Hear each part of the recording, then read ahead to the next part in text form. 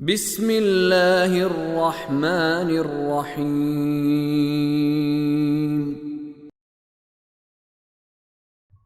قل أغير الله أتخذ وليا فاطر السماوات والأرض وهو يطعم ولا يطعم قل إني أمرت أن أكون أول من أسلم ولا تكونن من المشركين 14 قل أغير الله أتخذ وليا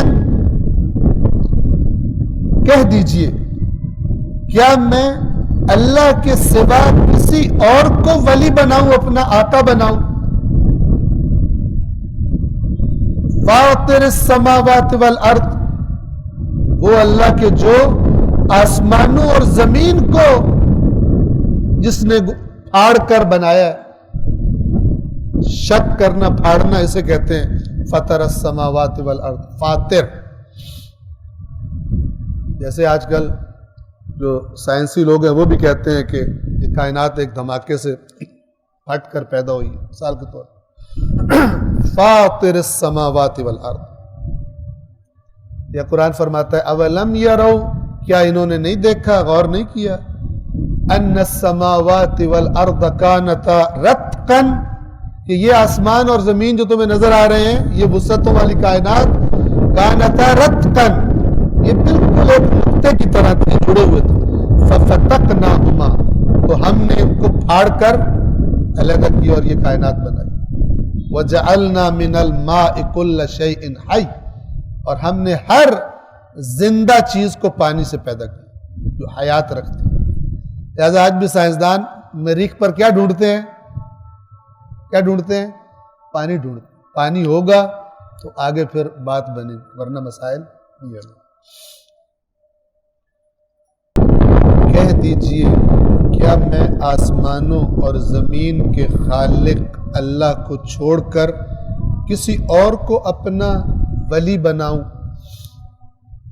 اب یہ بات بھی سمجھ لیں کہ اللہ کے سوا کسی اور کو ولی کہنا یا کسی اور کو مولا کہنا، تو یہ اس کے لیے ہے جسے اللہ کے مد مقابل، اللہ کے مد مقابل، یعنی ایک سسٹم اللہ کا ہے، اور اگر اس سسٹم کے مطابق میں نہ ہو سکا تو کوئی اور بھی ہے جس کے سسٹم کے تحت اگر میں کر لوں تو مسئلہ ہو جائے گا. اور ایک دفعہ یہ ہے کہ اللہ خود کسی کو کسی انسانوں کا ولی اور مولا قرار دے اور یہ ثابت ہو، تو پھر وہ ان آیات سے مراد نہیں ہے. یہ خدا کے شریک قرار دینا اور خدا کے مد مقابل، جیسے ایک غلام کے دو آقا ہوں، دونوں ایک دوسرے کے شریک ہوں، پارٹنر ہوں.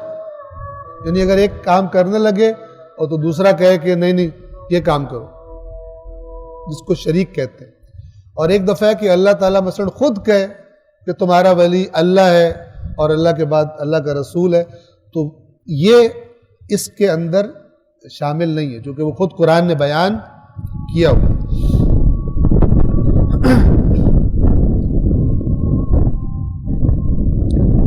کہہ دیجئے کیا میں آسمانوں اور زمین کے خالق اللہ کو چھوڑ کر کسی اور کو اپنا ولی یعنی آقا بناؤں؟ وَهُوَ يُطْعِمُ وَلَا يُطْعَمُ، جبکہ وہی ہے، یعنی صرف اللہ ہے کہ جو کھلاتا ہے اور اسے نہیں کھلایا جاتا،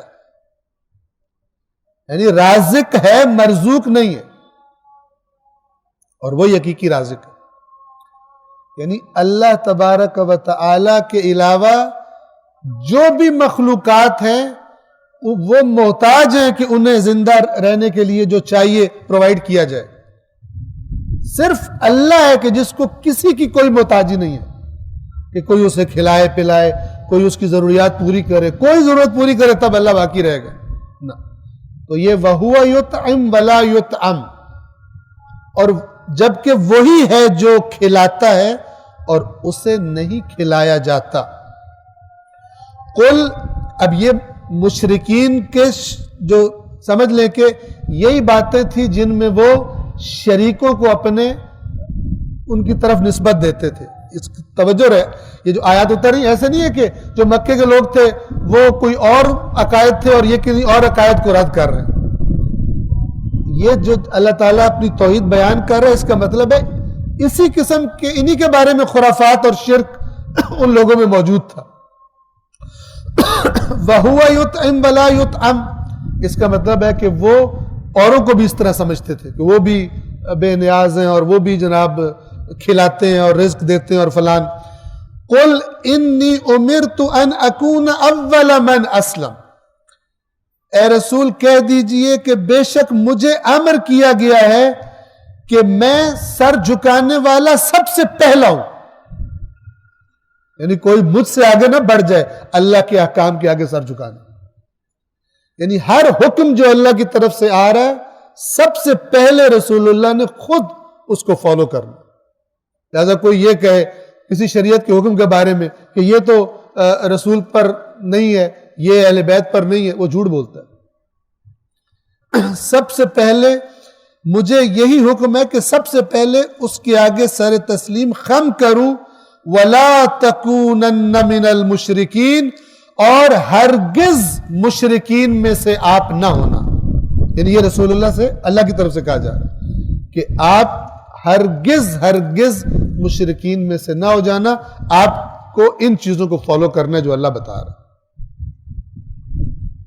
15, اب اگلی آیت نمبر 15 کو دیکھیے کہ اگر رسول اللہ نے العیاذ باللہ کوئی شرک نہیں کرنا, لیکن خداوند عالم اپنا قانون اور اس کا بلا استثناء ہونا بیان کر رہا کہ اللہ کے اس قانون سے کسی کو استثناء حاصل نہیں ہے, حتیٰ کہ رسول اللہ کہ جنہوں نے ایسا کچھ نہیں کرنا لیکن بیان کیا جا رہا ہے اگر ایسا ہو جائے.